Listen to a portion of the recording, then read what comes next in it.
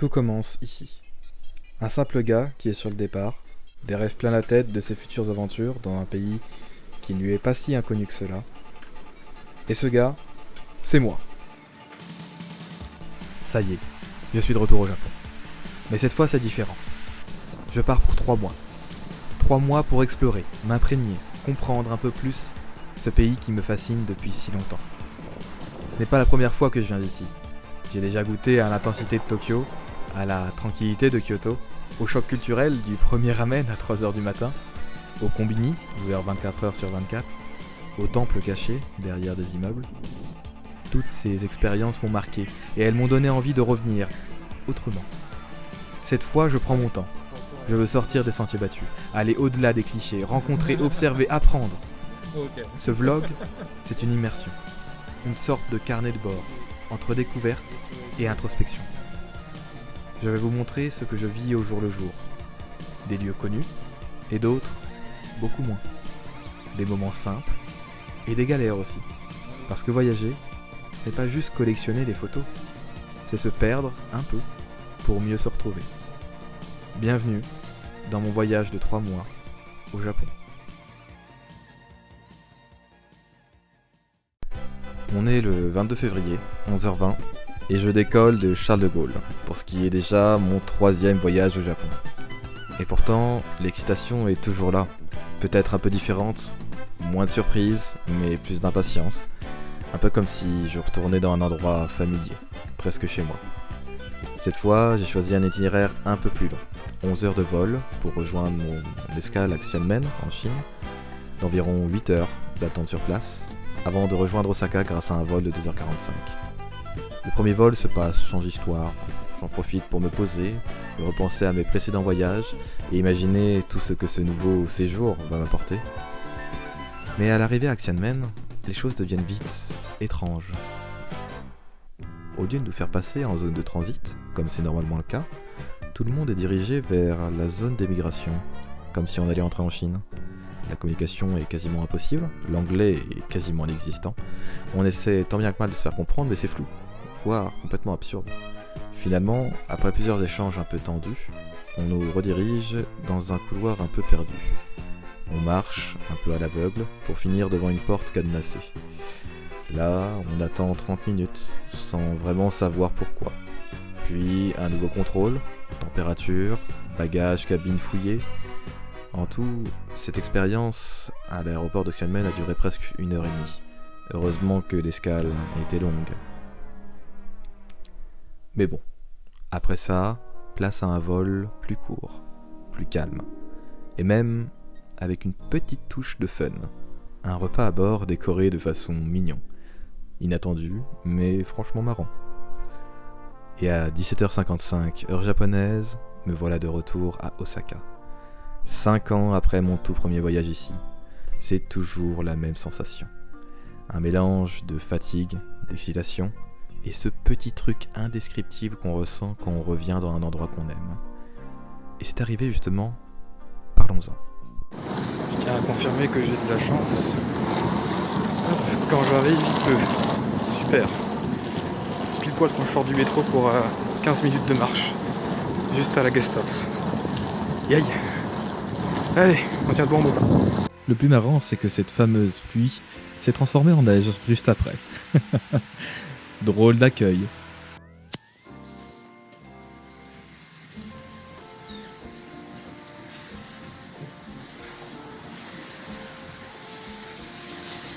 Là, allez, c'est parti pour le petit trajet jusqu'au combini.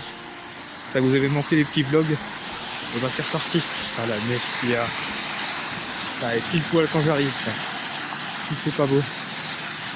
Allez, première marche la nuit au Japon, à Osaka, sous la neige. Ça va être pas mal. Du coup, voilà, pour vous dire que je suis bien arrivé. Je m'éclate déjà, même si j'avoue que sur le début, c'était un peu tendax. Attendre pendant 6 heures dans l'aéroport en Chine, sans bouffer ou quoi que ce soit, c'était un peu chiant, j'avoue. Donc ouais, non, bien content d'être arrivé. Voilà, bon allez, je vais faire un petit tour au combini. À la limite, je vous filme un peu dans le combini, mais ce sera sans son, pour pas déranger. Gros bisous. Là, à l'approche du Combini, c'est un Family Mart, on voit pas très bien ici. Qui dit premier soir au Japon, dit premier Family Mart obligatoire. C'est un peu devenu un rituel à chaque voyage. Je pousse les portes, je prends une grande inspiration et je me perds dans les rayons. Et comme à chaque fois, je me retrouve bloqué devant le rayon des boissons. Des thés verts, noirs, blancs, au citron, au lait, des cafés froids, des boissons vitaminées, des jus chelous, des canettes trop stylées dont je pige même pas le goût. Trop de choix, beaucoup trop de choix. Je prends une bouteille, je la repose, je change de rayon, je reviens, je lis les étiquettes comme si ça allait m'aider. Et au bout de 10 minutes, le débat intérieur intense, je suis ressorti sans boisson. Voilà, c'est dit. J'ai quand même pris un truc à manger, faut pas déconner. Mais pour la boisson, ce sera pour la prochaine fois. Heureusement ici, il y a un combini tous les 10 mètres. J'aurai plein d'occasions de refaire le même sketch. Quand on prend des trucs dans des combinis, c'est assez rapide, c'est assez facile à comprendre. Donc voilà, je me retrouve pour un peu moins de 1000 yens, donc à peu près 5 euros, avec 2 onigiri et deux trucs frits. Donc ça va être pas mal. J'ai bien bouffé, puis je vais prendre aussi en même temps un petit truc au distributeur de boissons qui est à côté, parce que j'avais pas choisi. Allez, on mange, on se repose. Et c'est reparti.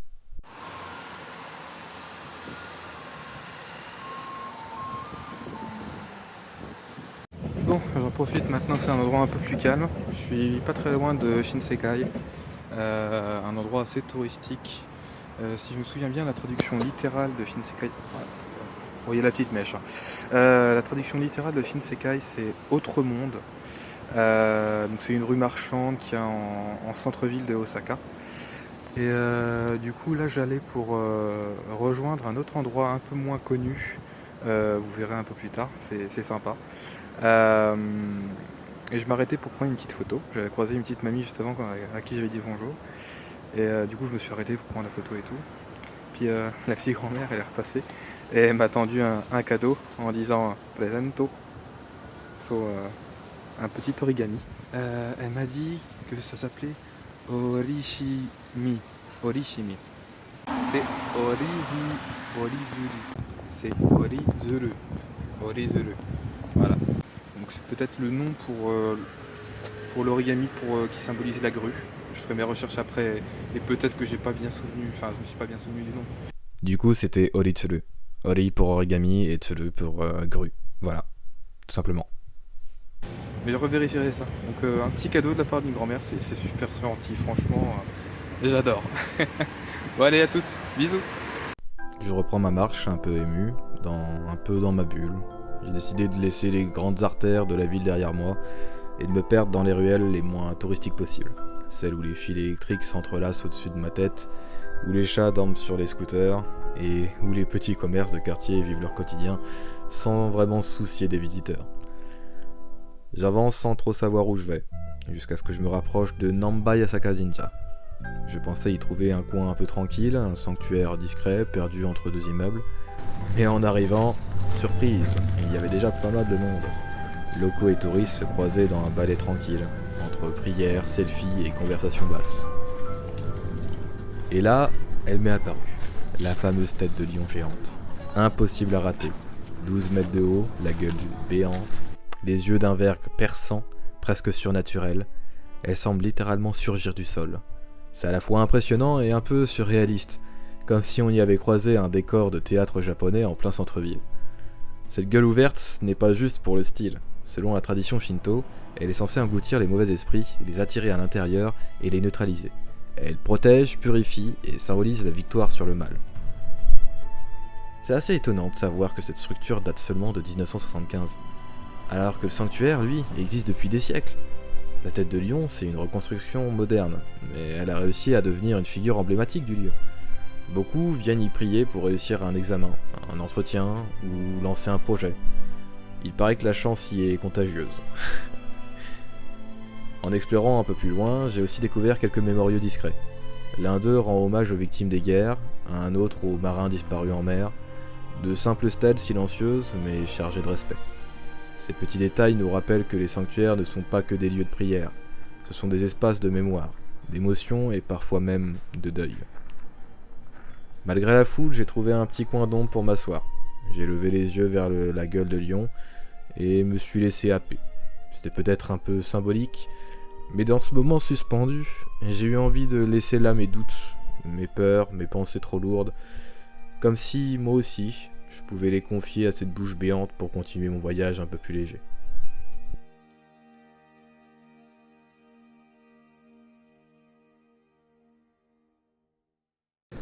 Après m'être enfin décidé, je quitte le sanctuaire, encore un peu enveloppé dans son calme. Les sons de la ville restent absents, on entend un peu les sirènes au loin, même dans ces petites rues, pourtant loin du tumulte des quartiers touristiques. La faim commence à se faire sentir. Pas étonnant vu l'heure. Et comme souvent ici, c'est l'odeur qui décide pour moi. Et c'est ainsi que je me retrouve face à cette petite devanture discrète mais accueillante. Je le sens bien ce restaurant de ramen. Après épluchage du menu, le choix est difficile. Du coup, je commande un chashumen, un bol généreux, plein de promesses. Pendant que ça mijote derrière le comptoir, j'observe. Le guisto s'attelant à l'élaboration de ramen, la télé japonaise en fond. C'est une ambiance que j'aime profondément. Rien n'est vraiment extraordinaire, et c'est justement ça qui me touche. Je discute un peu avec les gérants, un couple dans la quarantaine, discret mais sympathique et curieux. On parle un peu de mon voyage. All of this town. ああ、これずっといたの Hi, I'm just here for one day, One day. and after I go to Himeji, 姫路 Okayama, 岡山はい広島 Fukuyama, 福山広島へね and after Hiroshima, おお Yamaguchi, うん Fukuoka, うん Saga, うん。 Nagasaki. わあ、九州行くんや。はい、トレイントレイン。わあ。で、スリーマウスはい、わあ。で、大阪は大阪は10 day。はい、10。で、ホテルはゲストハウス。ゲストハウス、どこ Actually, this one. On mélange anglais et japonais, enfin surtout eux qui s'adaptent à moi. Mon japonais est, disons, en mode réveil, en douceur. Les bases sont là, mais le reste est un peu endormi. It's 楽しんでね、日本ね。 Choto. I learn Japanese actually. Choto. ごめんね、ごめんね。いえ、大丈夫。日本語しかわかんない。私の日本語はまずいです。いや、大丈夫。まあ、先これ食べて。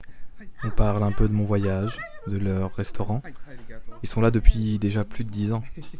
Ils ont un peu de touristes, mais ça leur va. Ils aiment bien échanger avec tous ces voyageurs. Je me dis que j'ai de la chance de tomber sur ce lieu, sur ces gens. C'est le genre de moment qu'on ne peut pas planifier. Ça arrive, c'est tout. Le bol est arrivé rapidement. J'observe quelques secondes. C'est le genre de silence qui précède un petit rituel. Le fameux itadakimasu.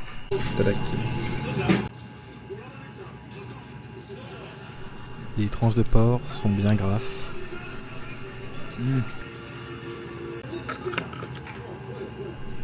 La cuillère entre dans le bouillon afin d'accompagner les nouilles.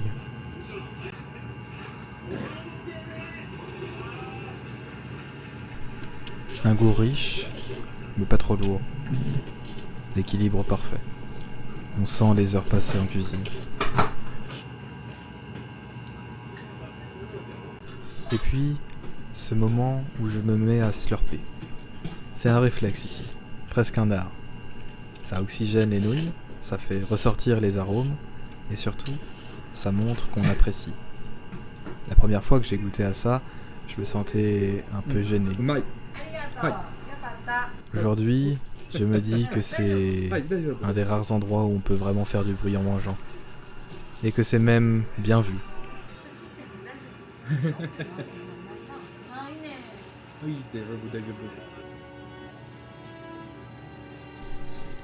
Chaque bouchée, chaque bruit me ramène à mes souvenirs. Ce n'est pas mon premier ramen, ni même mon premier voyage ici, mais il y a toujours cette magie, cette sensation de nouveauté, même dans ce qui est familier. C'est peut-être ça, le Japon. On croit connaître, mais on redécouvre à chaque fois. Le restaurant est calme, quelques clients, la télé passe en fond, pas de musique forte, pas de prétention, juste un endroit où l'on vient bien manger. Et ça fait du bien. Je termine mon bol doucement, comme si je ne voulais pas que ça s'arrête.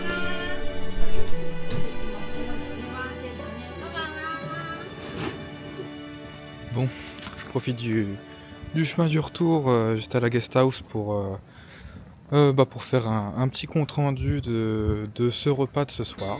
Bon, on voit rapidement les limites avec mon niveau de japonais actuel. On a dû utiliser Google Traduction pour pouvoir mieux échanger. Je vois les lacunes que j'ai, je vois où est-ce que je dois travailler pour pouvoir avoir une discussion plus naturelle. Enfin, une discussion plus poussée surtout. En tout cas, très charmant. Franchement, j'ai adoré. Le ramen était délicieux. Je vais pas vous redire tout de suite. Enfin, je vais pas pouvoir vous redire tout de suite exactement quel type de ramen est-ce que c'était. Du coup, petit rappel, c'était un shashman, un ramen au porc grillé. Parce que je m'en souviens pas. Mais en tout cas, c'était très bon. Je sais qu'il y avait du porc dedans. La poterie du bol, le style en tout cas, était vraiment magnifique. Ça sortait vraiment de l'ordinaire. Moi, franchement, j'ai adoré. Et aussi le highball. Alors normalement, c'est quand on parle de highball, c'est qu'on parle de prendre du soda. Je vais venir parce qu'on ne voit pas grand chose ici. C'est qu'on parle de prendre du soda et de le mélanger avec de l'alcool, très souvent du whisky.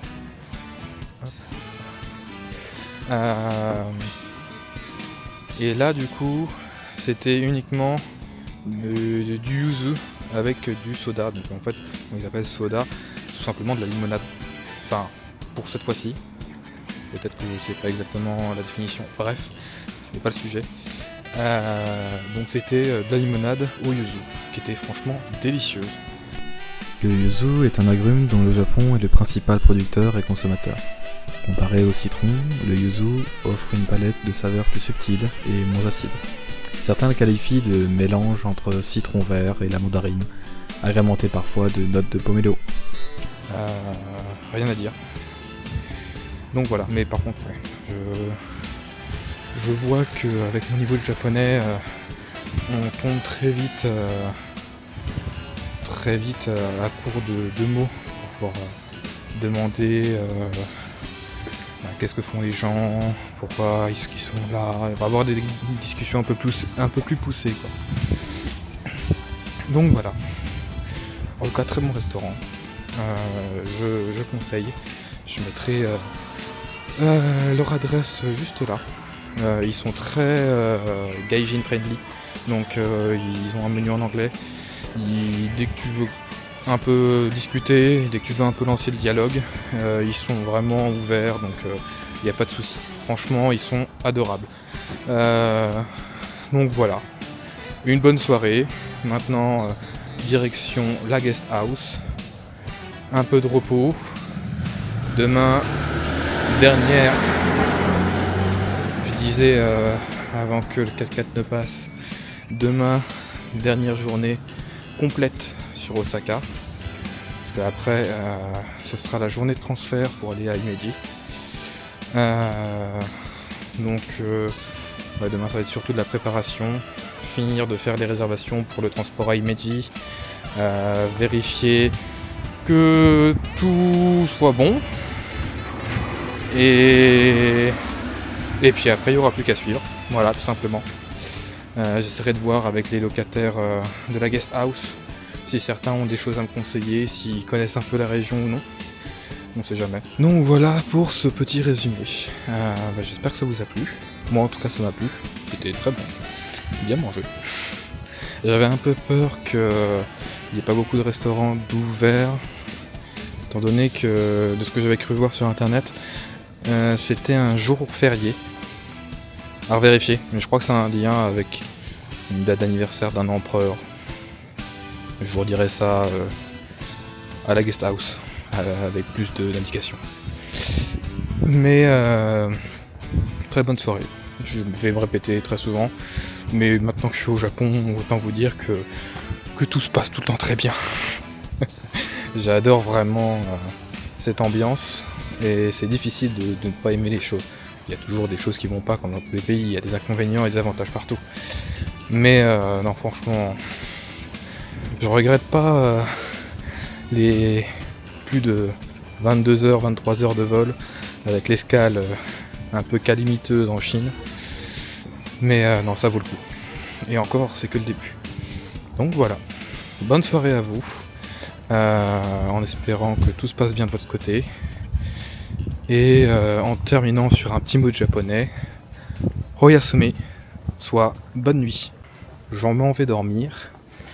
Et comme on dit au Japon, Hoyasume.